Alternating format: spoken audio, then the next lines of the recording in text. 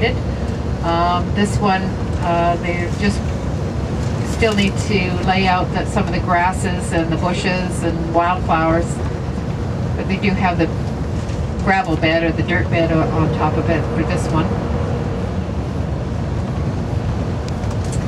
One of the interesting stories with regards to these animal overpasses is that when they first constructed the older ones about 15 years ago, it was the first of their kind anywhere in North America, dedicated specifically to wildlife, the access of wildlife to get, across the highway. And they had also had an underpass, but nothing had ever been constructed like this before and dedicated specifically for animals.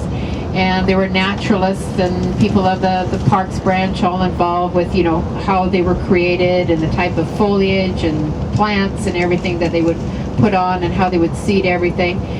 And of course,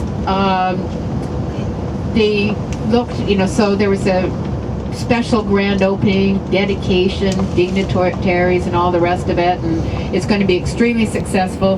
Well, and they had monitors, sensor monitors, which was very, very new at that time, so the technology was in place to have sensor monitors and also cameras to take pictures for movement across this brand new overpass. Well, they were monitoring it, and they would see the elk start to approach the overpass, and the elk would kind of look, and then the elk would kind of go, nah, I don't think so, and walk away and just walk along the fence line and go into the underpass, right? They're going, okay, fine. And this happened for a couple of weeks, and they're thinking, this $1 million thing that they're doing, this is not working too well. And the only things that they noticed that were skidding across were a couple of chipmunks or something like that, not really big. And of course, the other thing the reason that these were specifically put in place was not so much for the grazing animals like the elk and the deer, not for the herbivores, but for the carnivores and the omnivores like the bear and the gray wolves and the grizzly. This was why they were built, because these omnivores and carnivores, they follow their food source, right? And the food source has to keep moving because they can't stay in one place because they're going to eat all the vegetation, and that'll be the end of that. So they got to keep moving, and everybody's got to keep on the road. Well, what happened is suddenly the park wardens figured out, what do animals follow more than what humans do? We don't consider it. Smell. Their smell. They follow their nose. So they will follow their scent of their like kind. So if Joe the elk, doesn't smell Gary the elk or something similar in an area, they avoid it, right? Because it's not familiar. They don't smell their own kind. So yes, the park branch and the park wardens went out, the junior park wardens, because they probably pulled the short straws, and they had to go around and collect scent. Which is, like deposits, like, fecal matter and feces and urine and things like that, and sprinkled it liberally across, different species like elk and deer and bear, and, sprinkle it across the overpass, and lo and behold, as soon as they did that, the animals start crossing. The first time they recorded a black bear crossing was almost a year later, and it took almost 3 years to record a grizzly bear crossing. And almost the same amount of time, about 2.5 years, to record a gray wolf crossing over. So it has been, they have monitored it, and over the last 15 years, they've realized, in fact, that it has been extremely successful. It has helped to maintain the national park and areas of the national park at a better balance, because of vegetation by the herbivores are not being stripped down completely, causing stress for that animal population. They can keep moving, and the carnivores can keep moving. So it actually has been a tremendous success, which is why they're building, and they have built with the expansion of the highway, some additional ones down the road.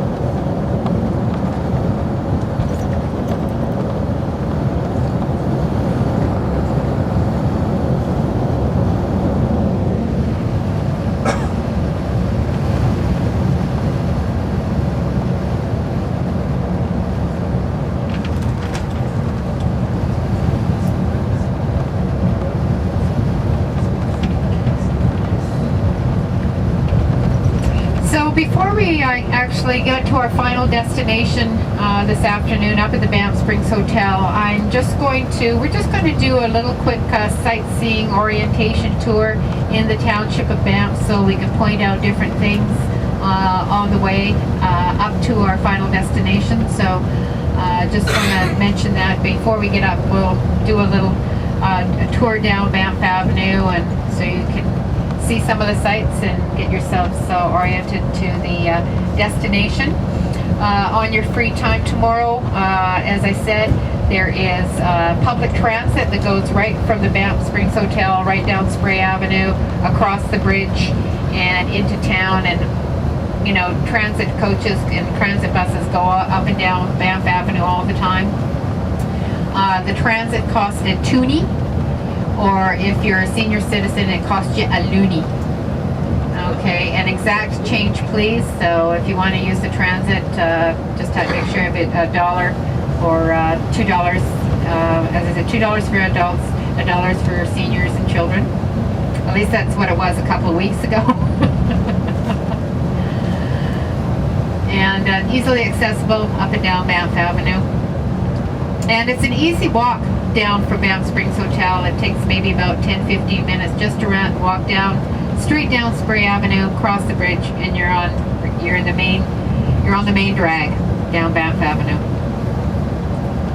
And Banff has lots of wonderful shopping and specialty shops and restaurants and bistros and everything else like that. The other great thing, now that you are in the province of Alberta, you only have to pay one tax, and that's the 5% GST, or federal tax. So you do save a fair amount of money on taxable goods.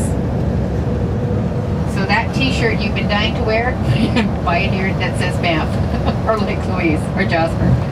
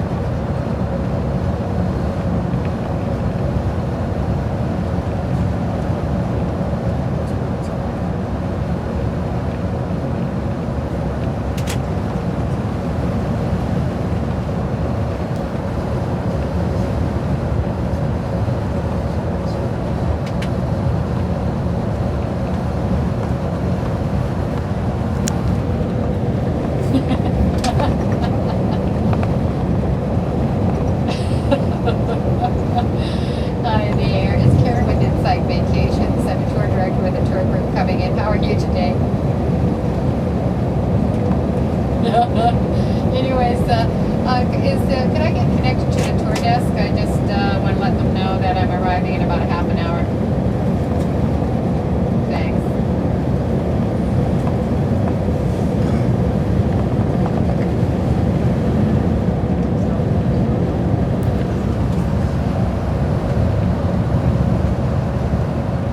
Hi, it's Karen calling with Insight Vacations. How are you doing today?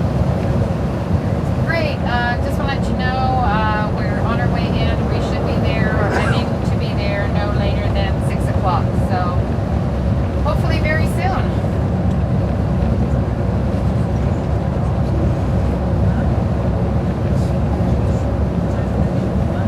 Hello? Man. Dropped. I hate this.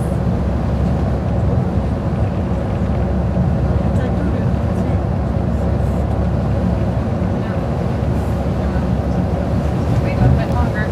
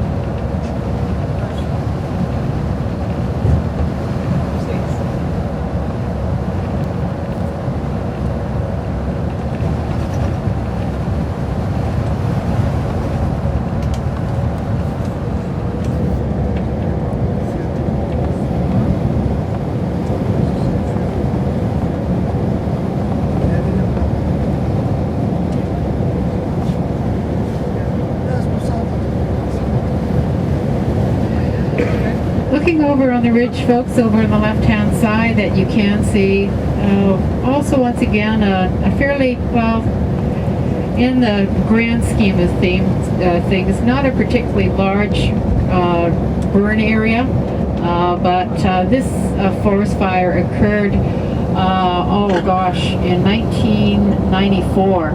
So you can see that it does take, in certain areas, especially in higher elevations, it does take, especially the conifer or evergreen trees, it takes a long time for these trees to regenerate.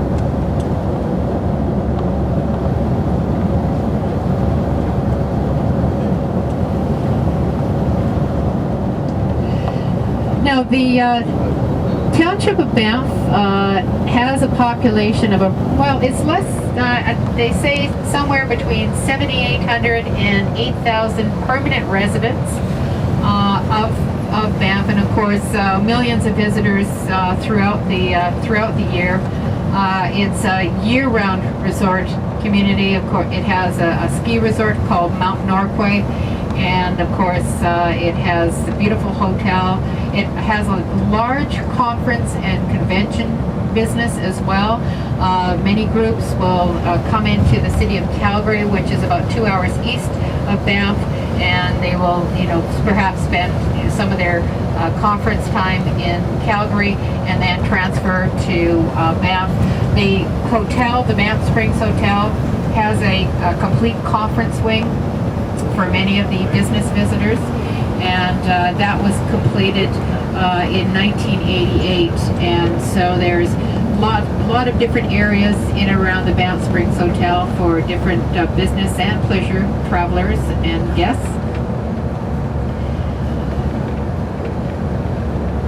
And the Banff Township is the largest in the national parks, or the national park chain.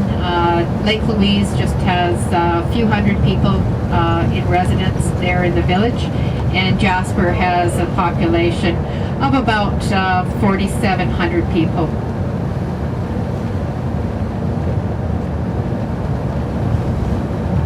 And if you own property in Banff, you have to live in Banff. You have to be a resident. You can travel, you can go away, but you have responsibility because the township of Banff is located within the boundary of the national park. So as a resident, you are also a steward of the national park. So when you purchase property, you also, as part of the town of Banff and being part of the national park, there is a 52-page document which you are required to read through and sign on, and saying, yes, we're also a steward. We will protect, the Banff Township, and the national park. So it's actually a good thing, because that way it keeps the community strong, as well as you don't have a lot of people that are what they call absentee landlords, which is the other thing they've been trying, they've avoided. So this is one of the older animal overpasses that we see. You can see, of course, there's a lot more foliage in this area. Have I ever seen animals on these animal overpasses? One morning, a couple of years ago, I guess about 3-4 years ago now, we were leaving about, maybe it was about 7:30 in the morning. We were pulling out, maybe, and it was about the end of September. It was one of my last tours. So, the light was coming up later in the morning, and it was just starting to get light. And off in the distance on one of these overpasses, I thought, is somebody standing on there? And I said, no, wait a minute. And there were 2 huge bull elk standing side by side on the animal overpass, just staring down the highway. And it looks so funny, because it looks like one was, saying to the other one, what would happen if we spat on the cars? Or we did something rude? No, we better not do that. No, we better just, and they're saying, dang, too bad we don't have opposable thumbs, because we can't even wave. But they stood still like statues, and so we slowed the coach down, and we just kind of were able to pull over to the side, and they just stood there. And of course, the light was coming in up behind them. It was amazing. It was one of those absolute goosebump moments, and even talking about it, it was like a wow moment. And that was the first and only time that all of the years that I've seen animals on the animal overpass. So it was pretty special.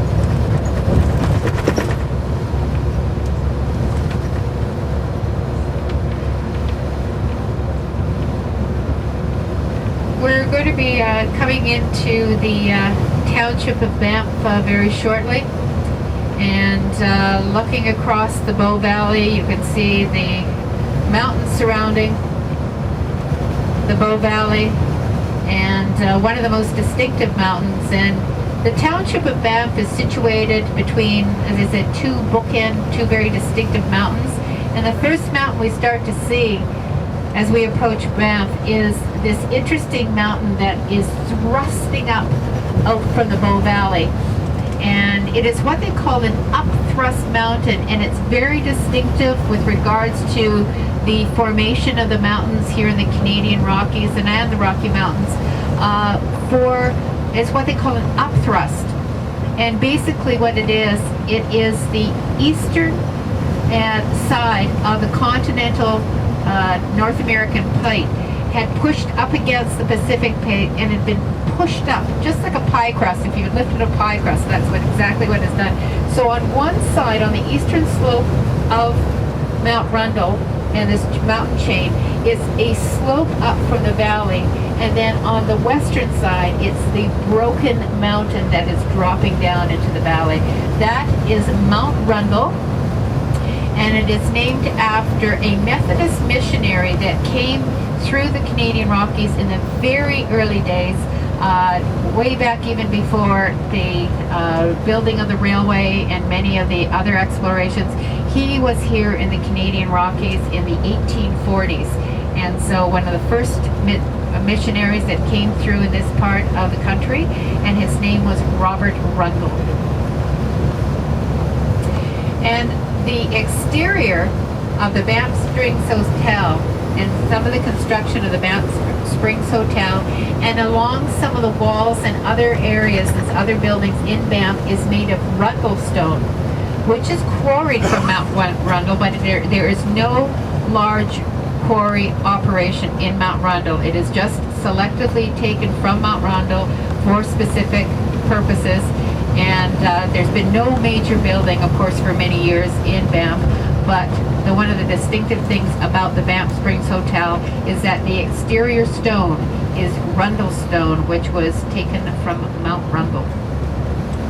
And speaking of the Banff Springs Hotel, if you look to your right-hand side, down at the base of Mount Rundle on the right, you will see the roof line of the Banff Springs Hotel. That one over there. That's going to be your home away from home. Over to your right. Looks like a castle. It looks, that's why they call it a castle in the Rockies. And that's going to be your home away from home for the next 2 nights. So magnificent, magnificent building. And we will be arriving there very shortly. Well, we're just going to go into the second entrance into the township of Banff, and we're going to give you an orientation sightseeing tour as we head up to the Banff Springs Hotel.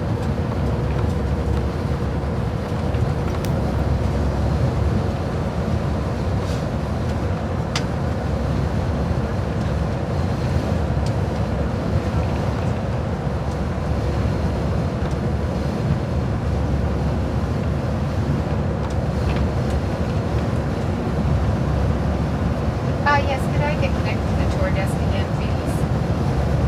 Thanks.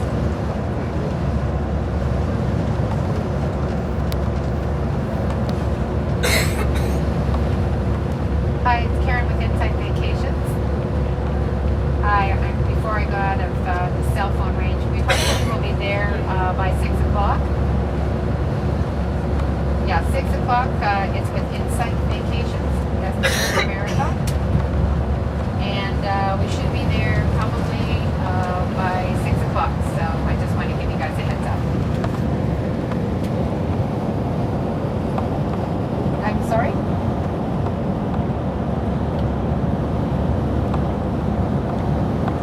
Yeah, I'm just giving you a call just to give you a heads up that we're just pulling into Banff, and we should be there at the hotel in about 15-20 minutes.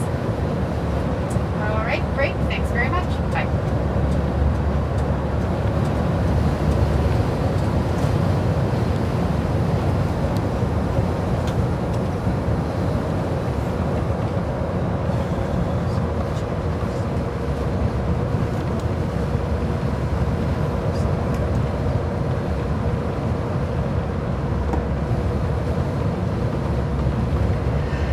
The other mountain, as I said, the other bookend to Banff is this mountain over here to our left-hand side. This is Cascade Mountain, and if you look right in the center of the mountain, you will see a huge cascade or waterfall coming all the way down in the center of the mountain, right down into the valley. So that is Cascade Mountain.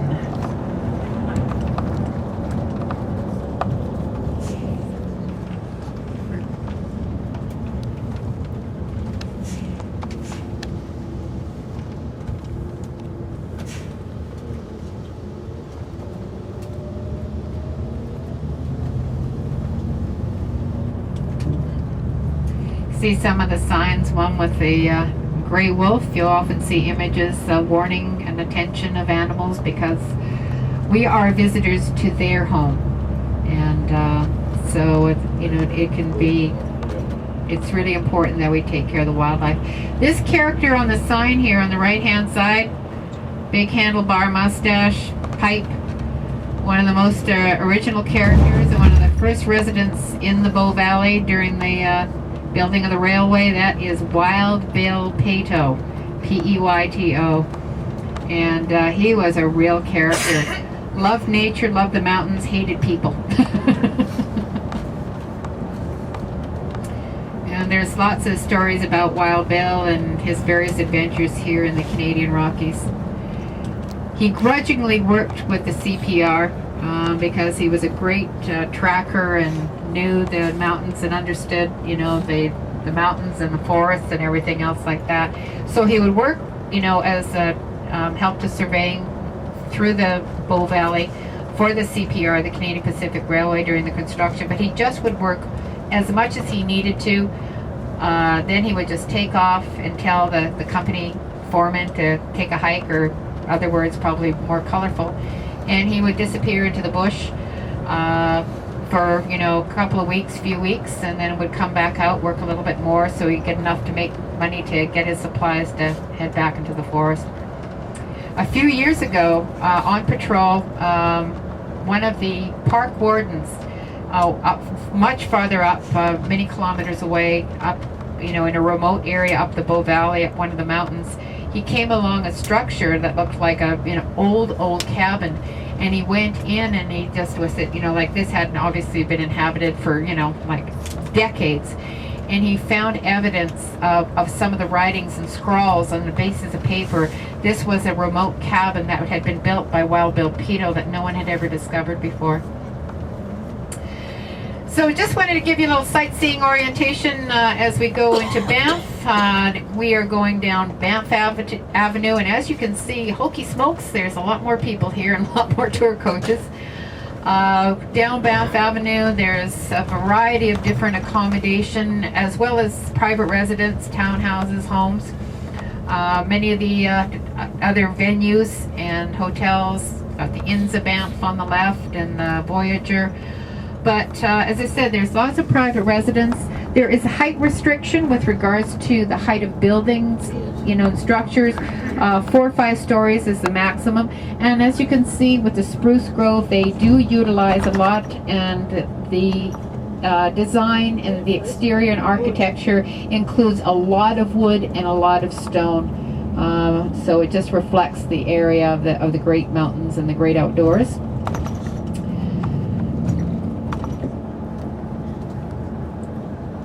So Banff Avenue, as I said, that goes all the way right through and down into Banff, and it'll take us all the way up to the Banff Springs Hotel.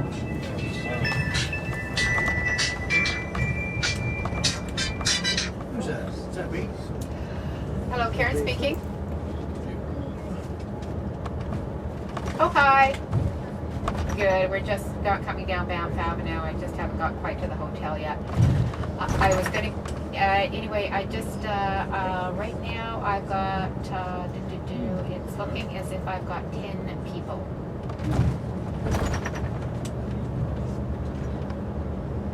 No, this is the 30-minute. Yeah, for Insight Vacations, yeah.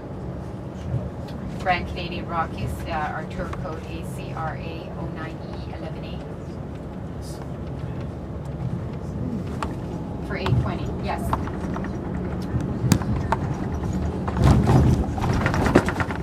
Okay, because I spoke to a gal last week and we went through all of this with my a few days ago with my numbers.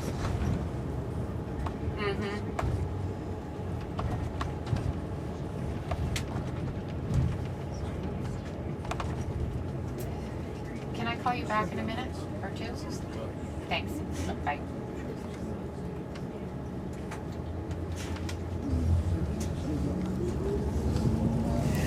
So just coming down Banff Avenue, lots of different specialty stores. This building on our right-hand side, this is Cascade Plaza.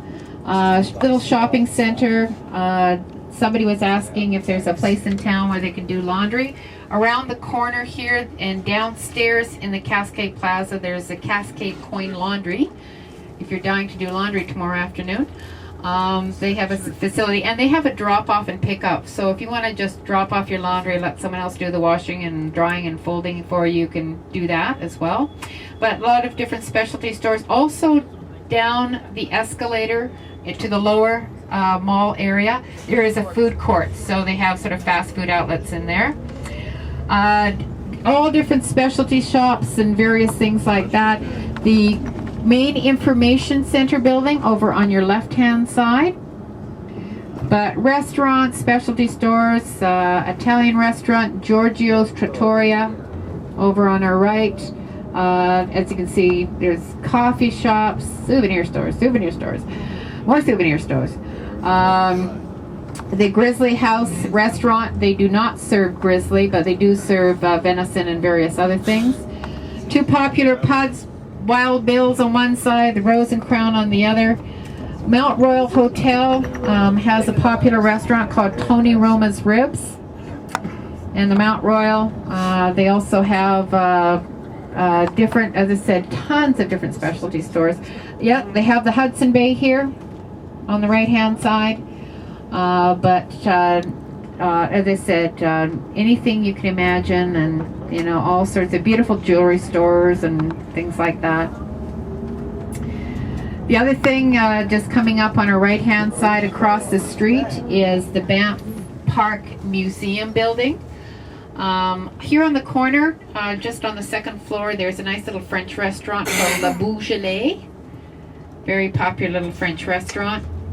If you're looking for a bank, there is the Bank of Montreal as well as the CIBC Banking Center. They do have bank machines, ATM machines in the Banff Springs Hotel.